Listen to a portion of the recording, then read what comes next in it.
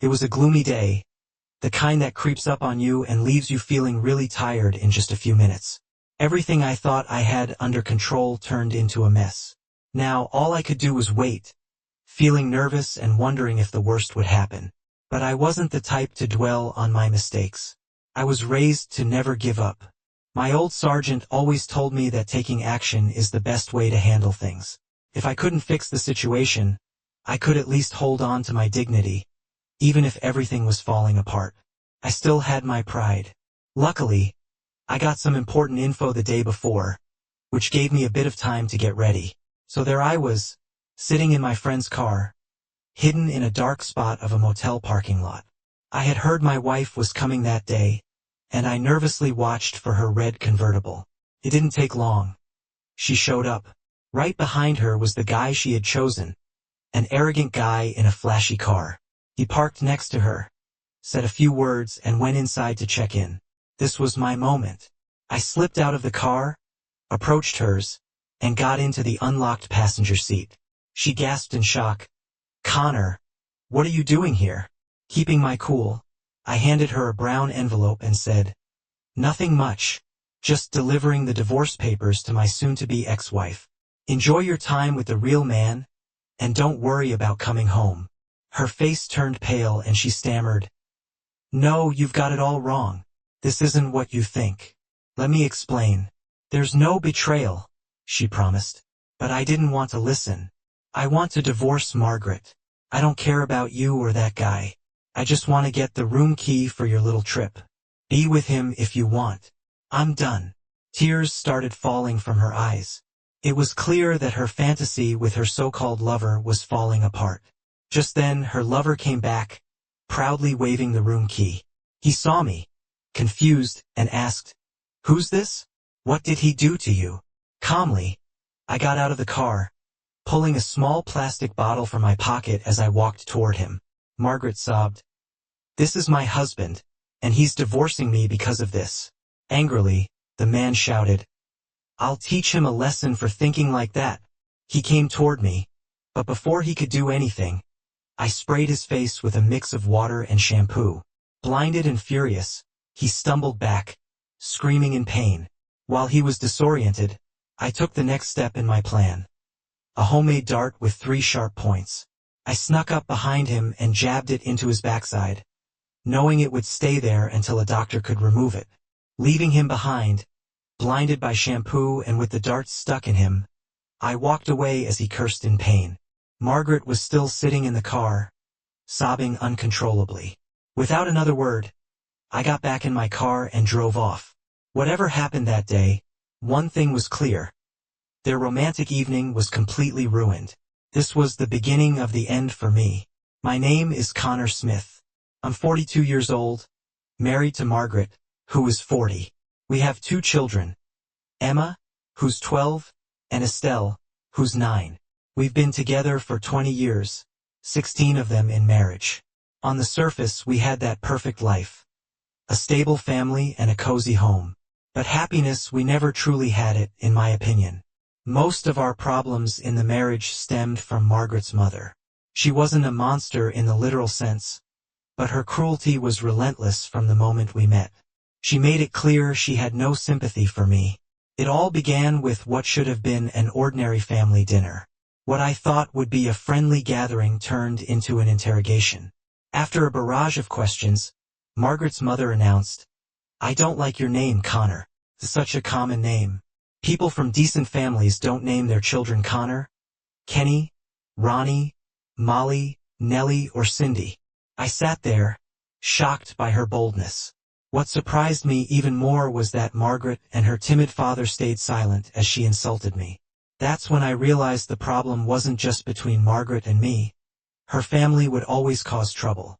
Sadly, those problems never went away. She started her speech by mentioning how the surname Smith was common among farming families, and passed down for generations when traditions like that mattered. Then she turned to Margaret, expressing her disappointment because she had hoped for a better future for her. This was especially because her other daughter, Natalie, was about to marry a man from a noble family. That was the last straw for me. I stood up and interrupted. Isn't the father of that man an illegitimate child from a distant branch of the family, and doesn't he live on welfare without a job? Before anyone could respond, I added, I need some air. I turned to Margaret and asked, will you come with me? To my surprise, she nodded, and we left together, escaping what I perceived as a hostile atmosphere. I had known Natalie's fiancé, Alexander, since school, and it didn't surprise me that he had convinced Margaret's peculiar mother that he was the perfect match for Natalie. His charm was deceptive, but I couldn't care less. I wasn't invited to their grand wedding, which suited me just fine. I had no desire to attend. The only thing that truly mattered to me was my relationship with Margaret. Over time, it deepened, perhaps too much, as it eventually led to an unexpected pregnancy. When Margaret's mother found out, she was furious, hurling insults over the phone and making it clear that she would not be paying for the wedding. But we didn't care. We opted for a small ceremony with close friends and family. After the wedding, we both found excellent jobs in a city more than 30 miles away from our hometowns, which meant that I had minimal contact with her mother. Margaret's mother poured all her energy and resources went into Natalie and Alexander shortly after the wedding. Margaret had a miscarriage, but we weathered that loss together. 3 years later, we had a son and then a daughter. Our life with 2 children was peaceful and successful. We earned well, bought a beautiful home, and built a strong circle of friends. Our relationship remained physically fulfilling, and the distance from Margaret's family minimized their influence. Her parents never visited us, and on the rare times we went back home, I spent time with my family while Margaret visited hers. Over time, even Alexander got fed up with his controlling mother-in-law. His career was going well, and when he got a new job that required him to move nearly 50 miles away, he accepted it happily. After several big arguments, Alexander gave Natalie an ultimatum. Either she moved with him or they would get divorced. She decided to go with him, and once they left, Margaret's mother suddenly remembered she had another daughter, Margaret. Margaret's mother started calling every day, constantly criticizing me or talking about how perfect Alexander was in Natalie's life. Our relationship started to suffer under this pressure. I told Margaret that the real reason Alexander moved away was to get away from her toxic mother, but that only made our fights worse. Things got even more complicated when a new man appeared at Margaret's work, someone who was distantly related to an aristocratic family. She began to admire him, calling him a real man or even Superman, clearly comparing him to me. This man was married, but his wife worked abroad as a nurse in Asia and was due to return in a few months. They were planning to buy a house when she returned, but for now he lived nearby, renting a room from his sister-in-law. Margaret's constant praise of him became unbearable for me. She criticized everything I did, from the way I talked to the way I dressed, always hinting that he was better at everything. Naturally, I couldn't win in these comparisons. Although our physical relationship continued, her enthusiasm noticeably waned. She started making comments like, again, or, don't you ever get tired? If it weren't for our children and Margaret's many good qualities, I might have left long ago. She remained faithful, a great mother, a talented cook, and always took care of herself. We were a good team when it came to running the house and working in the garden. But her constant critical remarks and sharp words turned the woman I once adored into someone distant and unfamiliar. I wasn't the type to silently endure. I responded to her jabs, and our arguments only got worse. One evening, after the children were already asleep, she made another snide remark. I wish you were more like my colleague. That was the final straw. My anger flared up. If you're so in love with that guy, why don't you just run away with him? I asked. But if you cheat on me while we're still married, you won't get away with it.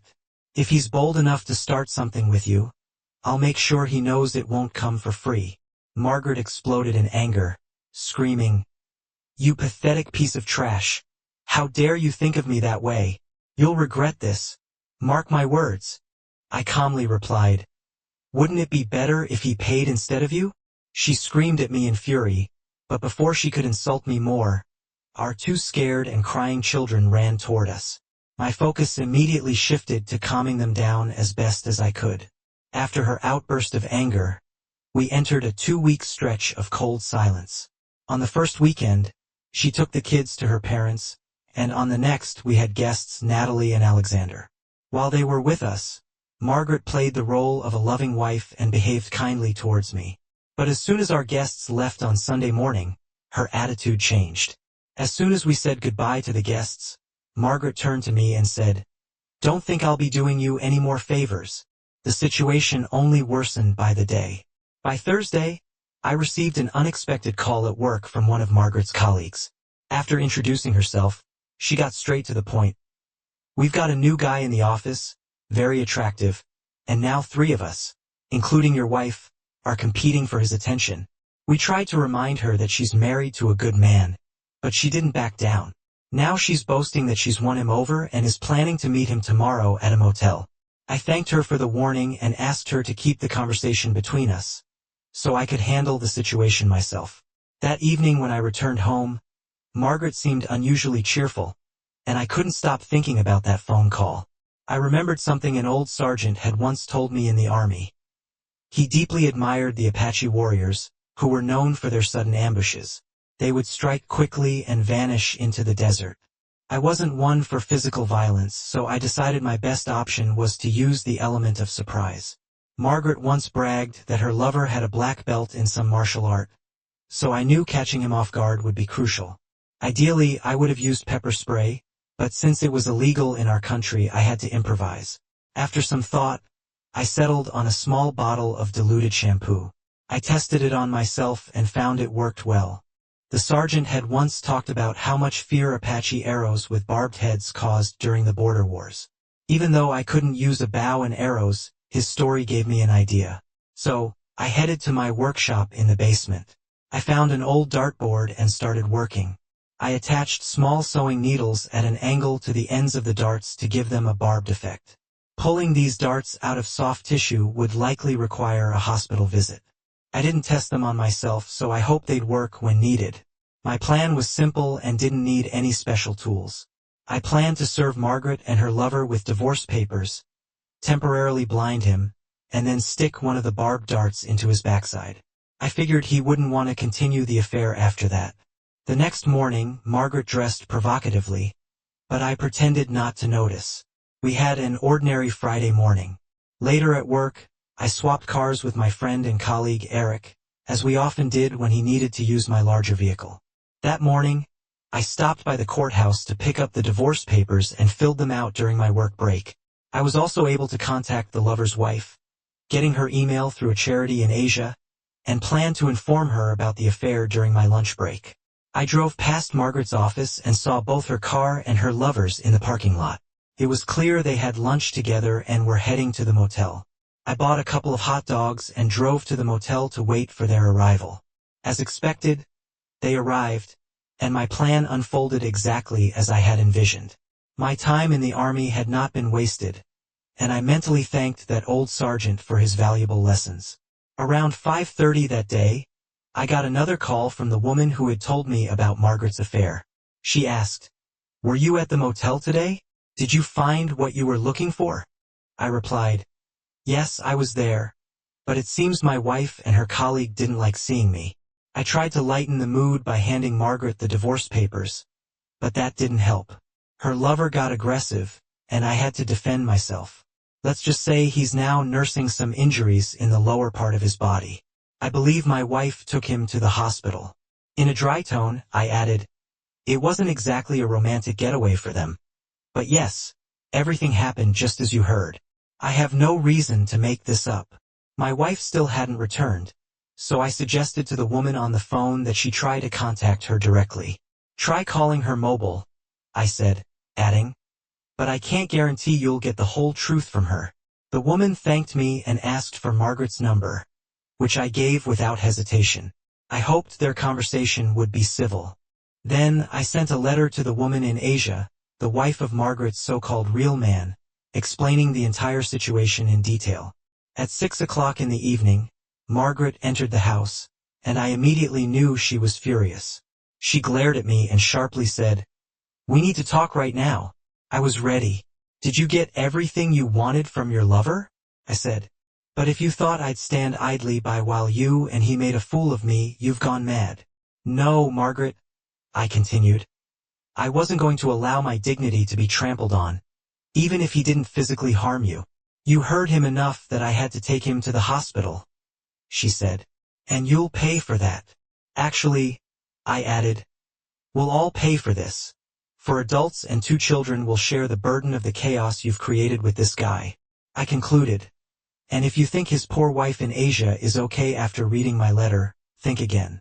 Now she knows exactly who she married. Margaret's voice rose. Did you really send that letter to his innocent wife? That's cruel, she said, looking shocked. Just hearing the word, divorce. I didn't threaten you with anything. I calmly said, just sign the divorce papers, and in 6 months, you'll have your freedom and a fair deal. I warned her that if she tried to drag it out with a lawyer, it would only cost her more, and the outcome would be the same. Reality began to hit her, and her eyes filled with tears. My God, are you really serious? Please listen to me. I haven't done anything wrong. I cut her off. Yes, you have. You took your domineering mother's side and her disdain for me, just because I don't come from a wealthy family. You let her manipulate you into becoming a nagging wife, and then you started flirting with a colleague whom you've always considered superior to me, as you often said. I know we're competing with 2 other colleagues for the attention of this so-called real man. Then you left work early and went to a motel with him, cheating on me with a married man. You know how I feel about infidelity, so there's no misunderstanding about what comes next. Margaret cried even harder. I didn't cheat on you today, or ever. I only love you. What about her children? She pleaded. The children are the only reason I didn't kick you out long ago, I replied. Every day, I hear how I'm not good enough from you and your mother, compared to this real man you were infatuated with. I know about the motel. I know about your plans, and I am deeply humiliated. I won't participate in this farce any longer. She realized the show was over, and we began discussing the divorce. Eventually, Margaret signed the papers, but with one condition: that we continue living in the same house and refrain from dating anyone else until the divorce was finalized in 6 months. It's been 6 weeks since I confronted Margaret about her near affair. Strangely, our marriage has taken an unexpected turn. Margaret now seems like a completely different, much better wife. It's as if she's forgotten how she used to treat me, like I didn't matter. We've started acting more politely toward each other, even spending more time together than we did in the months before everything came out. Of course, we don't share the same bed or even the same room anymore, but I don't miss the fake affection she used to show. As strange as it sounds, I actually believe her when she says she never crossed the line with that man. It seems their motel meeting was meant to start an affair, but they hadn't gone that far yet. As for him, his wife filed for divorce and left him with nothing. She recently wrote to me, saying he's doing okay and that she's forgiven him. We still have 20 weeks left until the final divorce, and I'm not sure if I want to try and save our 16-year marriage. If she tried to cheat once, she'd probably do it again. When it was time to finalize the divorce, I signed the papers and ended things with Margaret. The only thing that made me sad was knowing I'd only see the kids on weekends. But that's life. I visited them on the weekends, but it didn't last long. One autumn evening, I got a call from the police, saying Margaret had been driving drunk.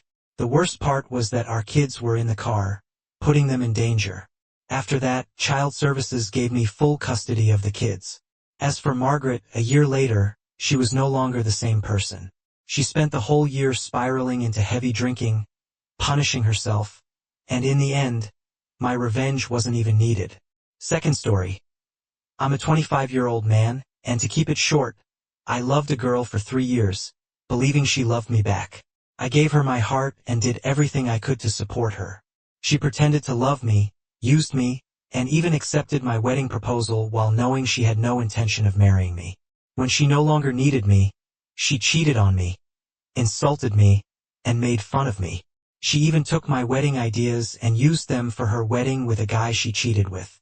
That was 3 years ago, and they just got married a couple of weeks ago. I'm heartbroken. I've been trying to move on and forget her, but everything reminds me of her, and I feel like I'll always be missing a part of myself. I tried looking for another girl, but honestly, I'm not attracted to anyone anymore, and I don't feel like any girl is worth the effort. She was my first love, and I feel like I'll never love anyone as much again. Is it true that first love is the strongest? Has anyone ever managed to love someone more than their first love? So, how do you open up again? How do you fall in love after all this pain?